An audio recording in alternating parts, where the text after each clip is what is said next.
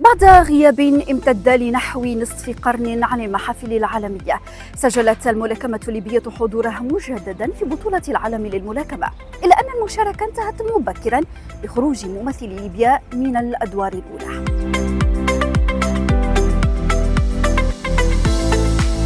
ففي وزن 65 كيلوغراما خسر الملاكم يازن الحواج نزاله أمام الأمريكي ماركوس لوثر. أما في فئة الوزن الثقيل فقد غادر آدم زقيرة المنافسات بعد خسارته أمام النرويجي عمر شيحة إثر إيقاف النزال في الجولة الثانية بسبب أخطاء قانونية متكررة. ورغم الخروج المبكر، يرى متابعون أن مجرد العودة إلى هذا المستوى من المنافسات تمثل خطوة أولى في طريق طويل لإعادة بناء الملاكمة الليبية التي تسعى لاستعادة حضورها وصناعة جيل قادر على المنافسة دولياً.